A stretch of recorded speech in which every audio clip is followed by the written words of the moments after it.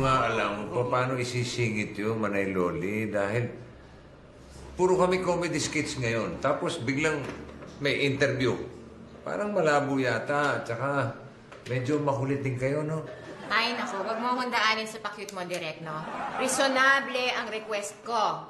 Teka, Manay Loli, let me make things clear first. Gusto mo, mai-feature ang alaga mo sa itatape ngayon na Jose and Wally show. Sa isang interview segment. Correct. Hindi nga ako papayag na maisingit yan doon sa episode ngayon. Hindi pwede, hindi makaka-accommodate. Ano? Pagkatapos yung gawin ka, duda-duda ang pagkatao ng alaga ko, wala man lang kayong gagawin para baguhin ang iniisip ng publiko. Walang galang na ho, Manay. Pero matagal na ho kasi nga nagdududa na ang publiko sa alaga ninyo. Kaya wala ho kaming kagagawan sa mga nangyayari na yan. Ay, excuse me, no? Ay, isuot mo muna sa akin yung suot-suot mong relo para magkaintindihan tayo. Ngayon na! Manay, focus muna tayo sa usapan. Hindi. Nakafocus ako. Pero palagay ko, mas gaganda ang focus ko kung meron akong bag na katulad niyan. Akin na lang pagkatapos ng meeting natin, ha? Dami ka ng utang sa akin. Medyo maluwag. Adjust na, adjust na. Ngayon, Manay Loli, ang gusto niyo pong mangyari, pagkatapos magpa-interview ni Clarence Cecilio, isasalang naman namin si Tennessee para iklaro sa lahat na hindi gender ni Clarence ang ugat ng paghihiwalay nila. Tama? Sa madaling sabi, gusto niyo pong magsinungaling si Tennessee? Sino ba to? Sino ba tong sabat ng sabat na to? Hoy, lumayas ka nga, ha? Sikat ka ba, ha? Hindi ka naman sikat. Manay, huwag mo na palayasin yan. Tatahimik ka lang yan. Roy, sit. Yan ang problema sa showbiz ngayon, eh. Ganyan. Lahat pwede na magsalita. Nung panahon namin, mga sikat lang ang pwede magsalita.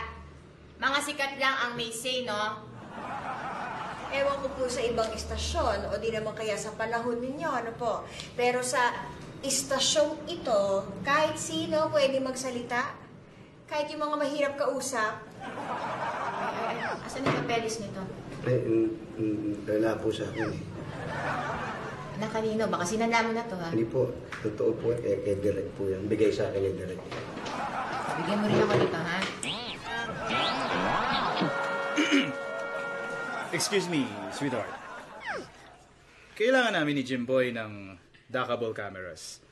Kanino ba pwedeng mag-request yung madalian? Tsaka nga pala external mic para ma-pick up tong tunog ng gitara ko. Gagamitin kasi sa comedy skit. Di ba, Jimboy? Try niyo na lang kay Sir Carlo. Nagmerienda lang yon. Pabalik na. Miss, mas magaang sana ang buhay kung ngumingiti.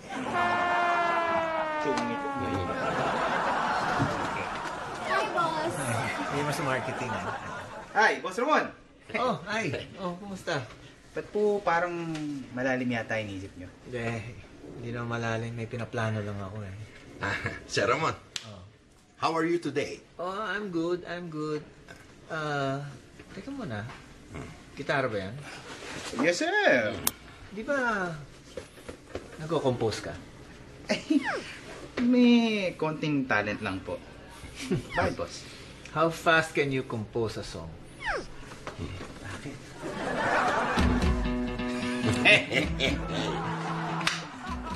So, how have you been? Ano ka ba? Kailangan ko ba sagutin yan? I'm sure naman napanood mo yung mga interviews ko, di ba? Oo nga eh. Nagulat na lang ako. Nagpa-interview ko na pala kay Tito Guy. Hindi ko ina-expect. Well, I don't know. I guess... I can't explain. Uy bro! Kamusta? Okay naman. Grabe ah. Ang laki ng biceps mo ngayon ah. Pati shoulders mo. Malakas ka ba mag-workout ngayon? Ang tigas, no?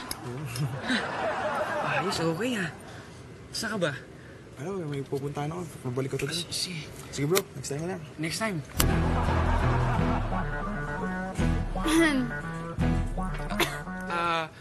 You were saying?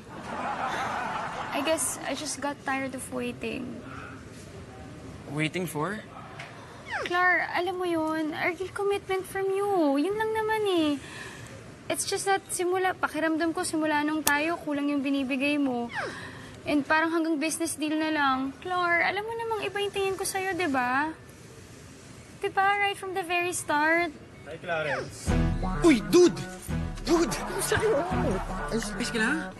Grabe, iba yung physique ng pagiging dancer, no? Mas yung chest okay mo, nga yun. pump na pump, ah. Siyempre. Iba yung pagkatunan ng chest mo ngayon, ha? Ang ganda. Okay ba? Okay ba? Okay na okay. Ang ganda. Ganda. Ano? Saan ka pupunta? Uwi na ako. Uwi. Oh, sige. Sige. Ano? Ikaw? Saan? Antay lang. Ang ganda. Sige. Sige, pare.